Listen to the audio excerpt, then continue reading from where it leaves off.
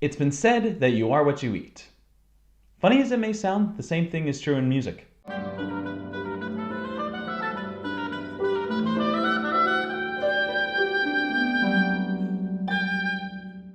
Hi all, it's Mike. So this channel is still pretty young, and we're still trying to decide exactly what it is we want to do every week. One thing for sure that we know we want to do is talk about a lot of the tips and tricks of the trade of being a musician that we've come up with over the years.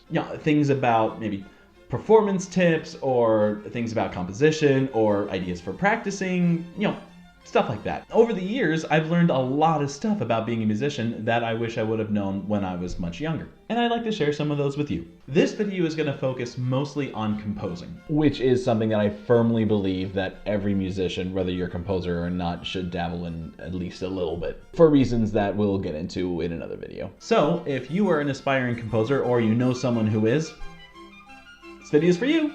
Personally, I am primarily a composer. It's what I studied in college. I love doing it since I was really young. It's what I was doing when I should have been doing other things. It was my main procrastination tool is really what it was. You can actually listen to a lot of my music in this channel over here. There's also a link in the description. So click on it if you feel like it. So some time ago, I watched an interview that the YouTube channel Classical Chops did with composer Nico Muhly. In the video, they were talking about his time studying composition at Juilliard. And what I want to focus on right now is what he said about his teacher, Christopher Rouse. He said that Rouse was obsessed about knowing the repertoire, knowing all of the music that came before you. He would often send Nico home with just these huge listening assignments. So why would Rouse be so adamant about knowing the rep? It's because the way that we learn music is identical to how we learn language. When you started to learn your native language as a baby, you started off just by making these cute sounds.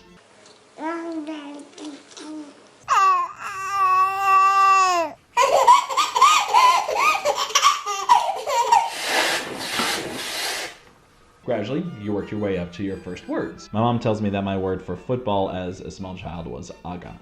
Pretty soon, a near coherent sentence or two. Then you started learning how to read. And if you do this right, all of a sudden, the world of possibilities for words and speaking have just gone out the roof.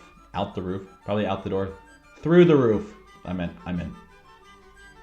through the roof. Then you go to school and you learn a lot more about the intricacies and the technicalities of your language. And this keeps going on for your entire life. You never stop learning how to better speak your language. But before all of that, you listened. Listening is and always will be the key to learning any language, except sign language.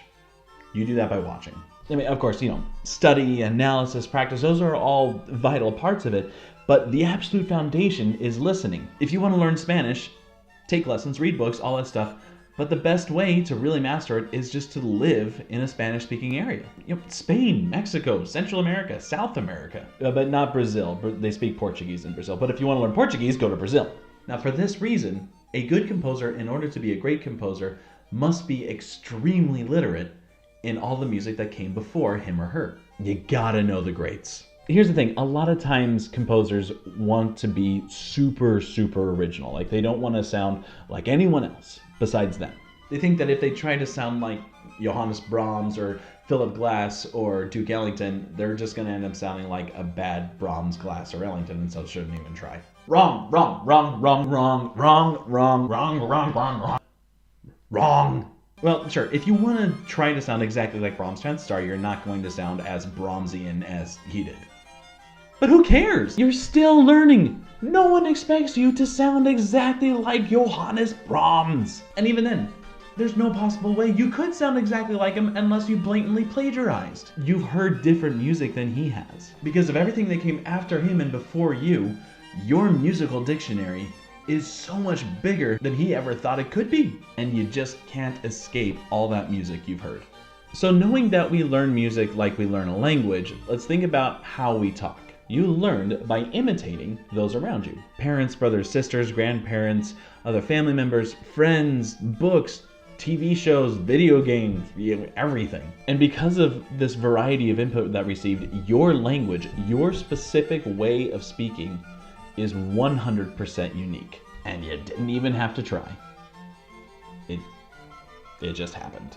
The same thing is true in music. And for this very reason, it's vital that you and I, as composers, constantly listen to the best music out there, and sometimes not the best music out there. And that we do it through the entire span of music history. This is how you increase your vocabulary. It's how you fill just an immense pool of possibilities from which you can just start spewing forth your own music. And it'll still sound like you. Now, of course, those who know a whole lot of music as well, they'll be able to detect little hints of your favorite composers. They might say something like, hey, that part in there sounded a lot like Mahler. But here's the thing, it's okay. It's like when you're talking with your friends and you're quoting your favorite movies together. It's okay. Know your rep. You gotta listen to it. You gotta read it. You gotta study it. You gotta eat it. You gotta digest it. You gotta just take in as much music as you can. Remember, nobody composes in a vacuum, and you can only give out what you take in. Thank you all so much for watching. Since we didn't talk about any individual pieces today, down in the description there's a link to one of my old blog posts. In this post there are several playlists that are designed to help new and up-and-coming and emerging musicians. It's supposed to serve as a good foundation for things that are the must-knows of classical music. Don't forget to like the video, leave a comment, and subscribe to the channel. Seriously, you all should subscribe. Happy listening!